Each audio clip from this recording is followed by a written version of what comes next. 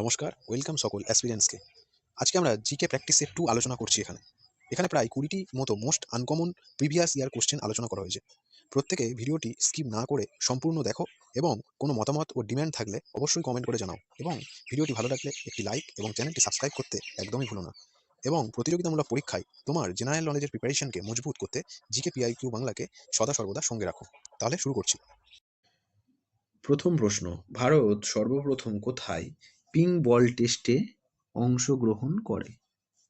সঠিক উত্তরটি হলো ইডেন গার্ডেন। এছাড়াও আমরা আর কি ইনফরমেশন মনে রাখবো এখান থেকে? না, ভারত যে এই পিং বল টেস্ট খেলেছে সেটি কোন দেশের সাথে খেলেছে? বাংলাদেশের সাথে খেলেছিল। এবং কবে খেলেছিল? না হচ্ছে 2019 সালের 22শে নভেম্বর। এবং এই খেলাটি হয়েছিল কোথায়? না হচ্ছে ইডেন গার্ডেনে হয়েছিল।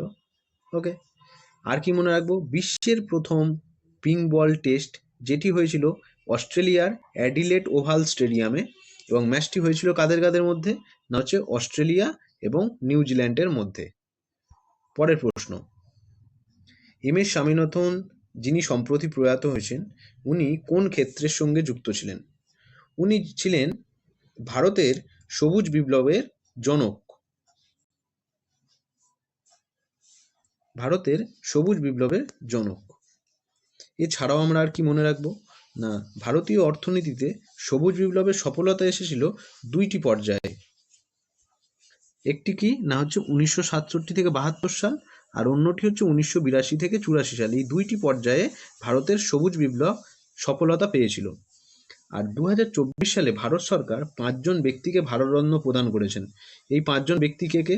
না, বিহারের প্রাক্তন মুখ্যমন্ত্রী কর্পূরী ঠাকুর, লালকৃষ্ণ আডবাণী যিনি আমাদের ভারতের প্রাক্তন উপমুখ্যমন্ত্রী, আর নরসিংহা রাও যিনি ভারতের প্রাক্তন প্রধানমন্ত্রী, চৌধুরী চরণ সিং ইনিও ভারতের প্রাক্তন প্রধানমন্ত্রী আর খুব কম পিরিয়ডের জন্য প্রধানমন্ত্রী হয়েছিলেন, আর এম এস স্বামীনাথন যিনি গ্রিন রেভলিউশন বা সবুজ বিপ্লবের জনক ছিলেন।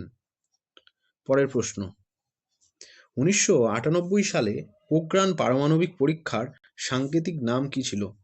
সঠিক উত্তরটি হবে অপারেশন শক্তি। ওকে, এই অপারেশন শক্তিটি হচ্ছে তৎকালীন সময়ে এপিজে আব্দুল কালামের হচ্ছে প্রচুর পরিমাণে হচ্ছে ভূমিকা ছিল এই পারমাণবিক পরীক্ষার পিছনে।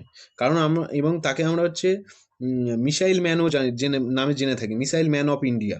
ওকে, আর কি ইনফরমেশন জানবো? 1998 সালে ডিআরডিওর তত্ত্বাবধানে রাজস্থানের পোখরানে 5 দফায় এই পারমাণবিক পরীক্ষাটা হয়েছিল। আর ভারতের প্রথম পারমাণবিক পরীক্ষা তাহলে কোথায় হয় আমরা একটু জেনে নিই। ভারতের প্রথম পারমাণবিক পরীক্ষা হয় 1975 সালের রাজস্থানে। সেটিও ছিল পোখরান, এবং এর সাংকেতিক নাম ছিল অপারেশন স্মাইলিং বুদ্ধ। ওকে, আর কি জানবো আমরা? ডিআরডিও প্রতিষ্ঠিত হয় কত সালে? না হচ্ছে 1958 সালের 1 জানুয়ারি।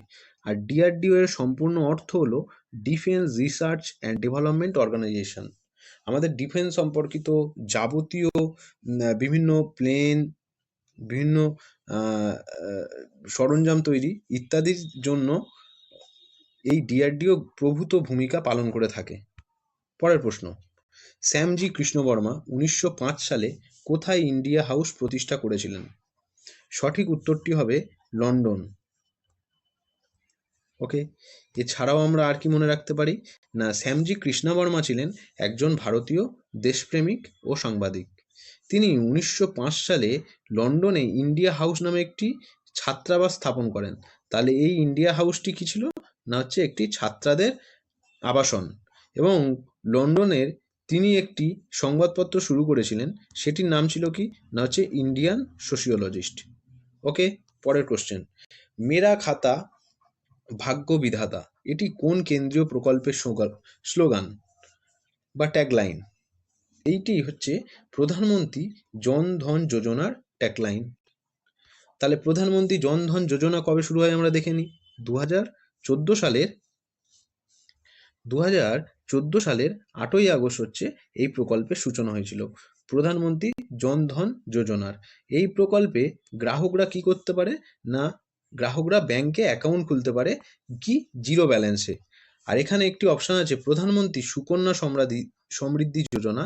এই প্রধানমন্ত্রী সুকন্যা সমৃদ্ধি যোজনা 2015 সালে সূচনা করা হয় এবং এই প্রকল্পের অধীনে পিতামাতারা তাদের কন্যা সন্তানের জন্য কি সঞ্চয় করতে পারেন এবং ভবিষ্যতে যাতে তাদের অর্থনৈতিকভাবে সুরক্ষা দেওয়া যায়।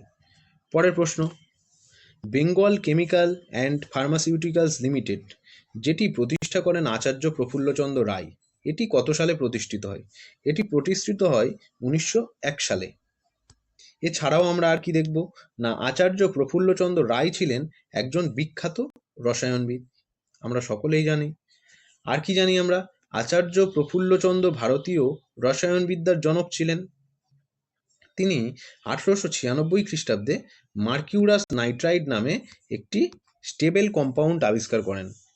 আর ওষুধ ও কেমিক্যাল উৎপাদনের জন্য প্রথম ভারতীয় কোম্পানি ছিল এই Bengal chemical and pharmaceuticals limited.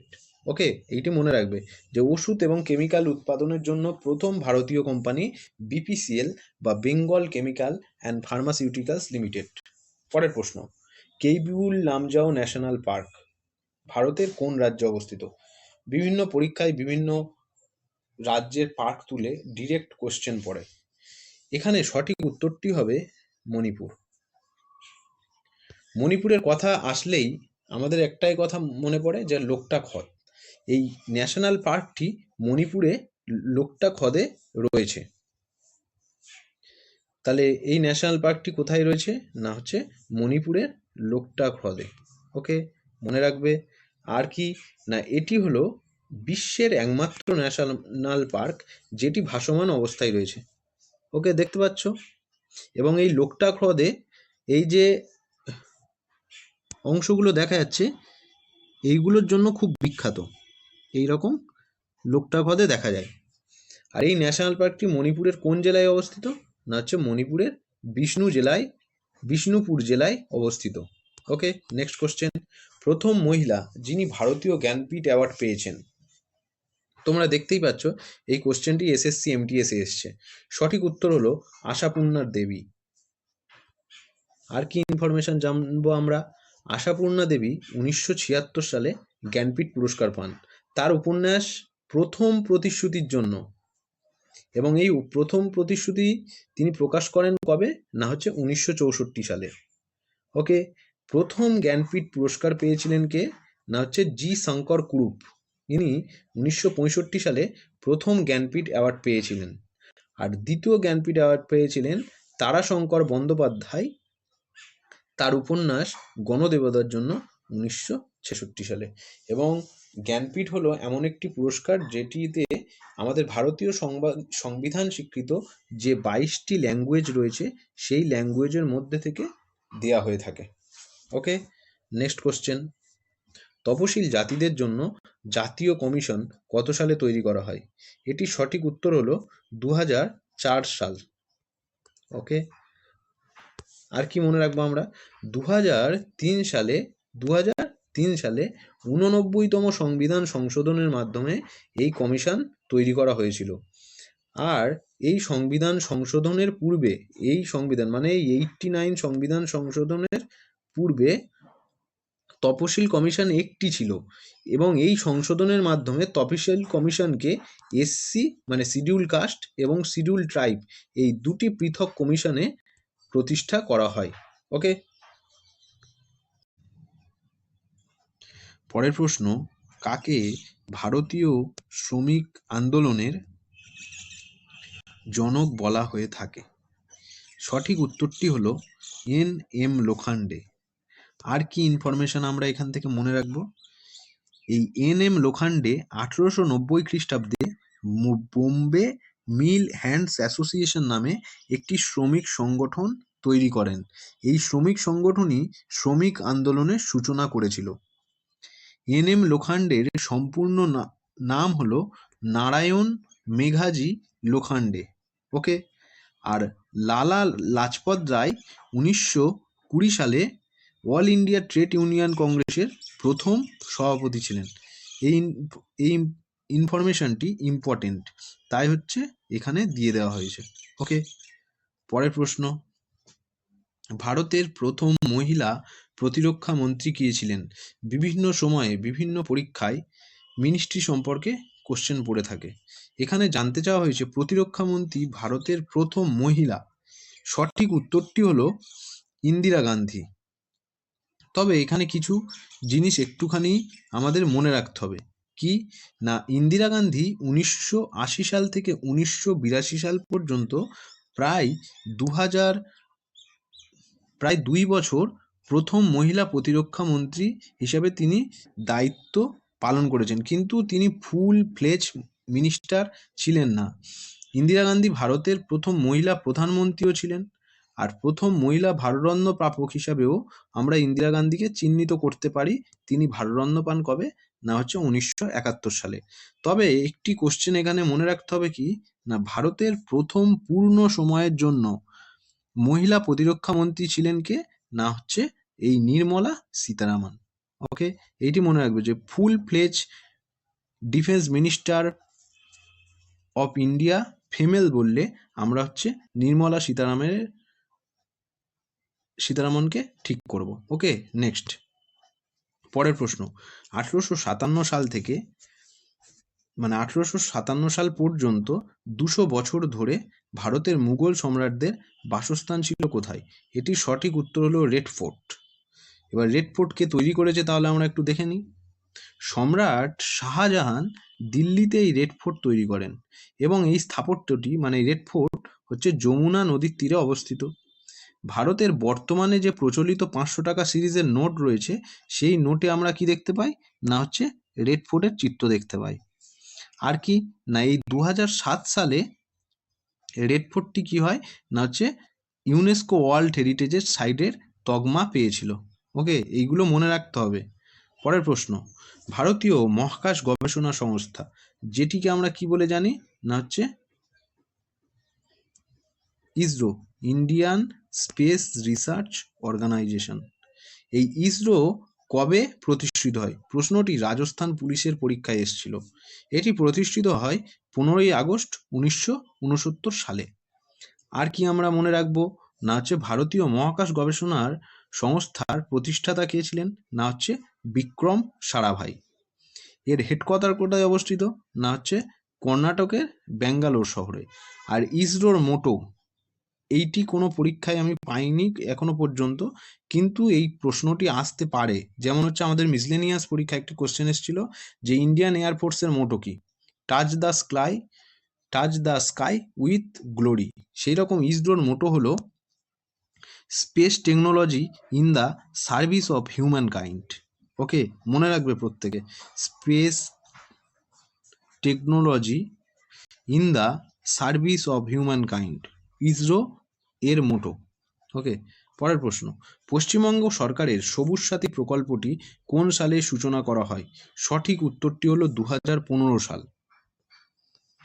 এই প্রকল্পের অধীনে পশ্চিমবঙ্গের সকল সরকারি সাহায্যপ্রাপ্ত স্কুলে নবম থেকে দ্বাদশ শ্রেণী, অর্থাৎ ক্লাস 9 থেকে আর ক্লাস 12 পর্যন্ত সকল ছাত্রছাত্রীদের কি দেওয়া হয় না, হচ্ছে সাইকেল বিতরণ করা হয়। ওকে, সাইকেল বিতরণ করা হয়ে থাকে। আর এই প্রকল্পটি কারা বাস্তবায়ন বা পরিচালনা করার জন্য ভূমিকা পালন করে?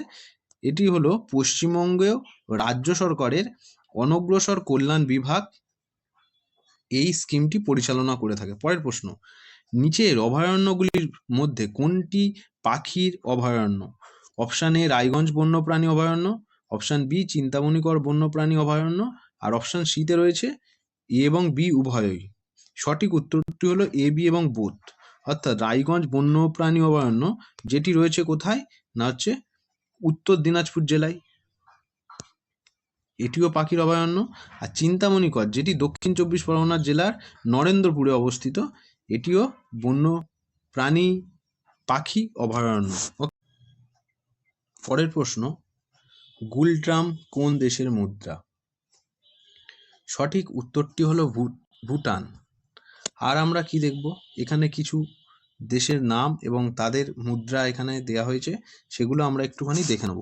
কি কি আছে না, ইন্দোনেশিয়ার মুদ্রার নাম হলো রুপায়া।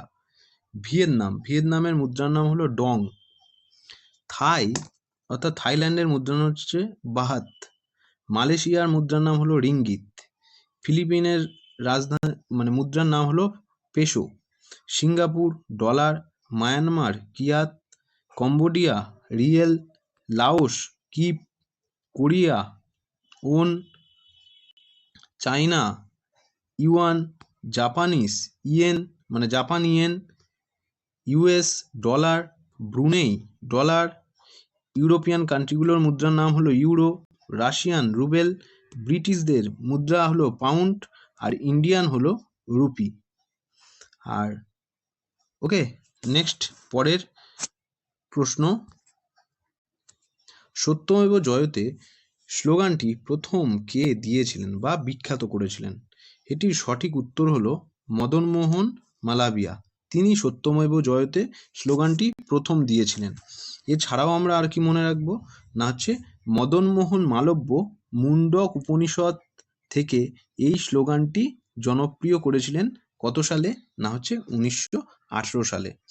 মদনমোহন মালব্যকে ভারতরত্ন পুরস্কার দেওয়া হয়েছে এবং সেটি মরণোত্তর, এবং এটি দেওয়া হয়েছে কত সালে 2015 সালে।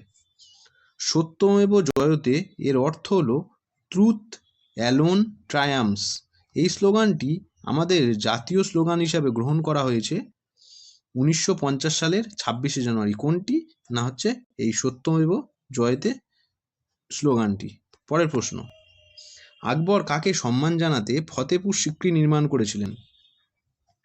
সঠিক উত্তর হলো শেখ সেলিম চিশতি।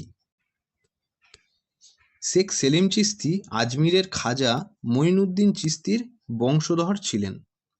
ফতেপুর সিক্রি উত্তরপ্রদেশের আগ্রা জেলার একটি বিখ্যাত শহর। আর আকবর ফতেপুর সিক্রিতে মোগল সাম্রাজ্যের রাজধানী করেন 1571 খ্রিস্টাব্দে, এবং প্রায় 15-20 বছর পরে আবার তিনি ফতেপুর সিক্রিকে রাজধানী ত্যাগ করে আবার দিল্লিকে রাজধানী করেছিলেন। ওকে, পরের কোশ্চেন, কোন প্রধানমন্ত্রীর সময়কালে ভারতীয় সংবিধানের নবম তফসিলটি ভারতীয় সংবিধানে অন্তর্ভুক্ত হয়? সঠিক উত্তর হলেন জওহরলাল নেহরু। ইনি ভারতের ফার্স্ট প্রাইম মিনিস্টার ছিলেন। ওকে, আর কি জানবো আমরা এখান থেকে? ভারতীয় সংবিধানের নবম তফসিল এমন কিছু কেন্দ্রীয় এবং রাজ্য আইন রয়েছে যেগুলিকে কোর্টে কখনোই চ্যালেঞ্জ করা যায় না, অর্থাৎ এইগুলি হচ্ছে জুডিশিয়াল রিভিউয়ের অন্তর্গত নয়। আর এই তফসিলটি ভারতীয় সংবিধানে অন্তর্ভুক্ত করা হয় কবে না 1951 সালে প্রথম সংবিধান সংশোধন দ্বারা। ওকে, পরের কোশ্চেন, বিশ্বের দীর্ঘতম পর্বতমালা কোনটি? বিশ্বের দীর্ঘতম পর্বতমালা হলো আন্দিস, যেটি কোথায় রয়েছে না হচ্ছে দক্ষিণ আমেরিকা মহাদেশে। এবং আর কি ইনফরমেশন আমরা মনে রাখবো, আন্দিজ পর্বতমালা দক্ষিণ আমেরিকাতে অবস্থিত, এটা আমরা দেখলাম। আর এর দৈর্ঘ্য প্রায় কত না হচ্ছে 7242 কিলোমিটার। আর দক্ষিণ আমেরিকার প্রায় 7টি দেশের ওপর দিয়ে এই পর্বতমালা বিস্তার লাভ করেছে। ওকে, সকলকে থ্যাংক ইউ ভিডিওটি দেখার জন্য। যদি ভিডিওটি ভালো লাগে তাহলে প্রত্যেকে চ্যানেলটি অবশ্যই সাবস্ক্রাইব করো, এবং এরকম আরও ভিডিও যদি তোমাদের কোনো ডিমান্ড থাকে তাহলে সেটা কমেন্টে জানাও, এবং প্রত্যেকে লাইক দিয়ে একটুখানি সাপোর্ট করো যাতে এরকম ভিডিও আমি আরও চ্যানেলে আনতে পারি এবং তোমাদের পাশে থাকতে পারি। থ্যাংক ইউ সকলকে, ভিডিওটি এখানেই শেষ করছি।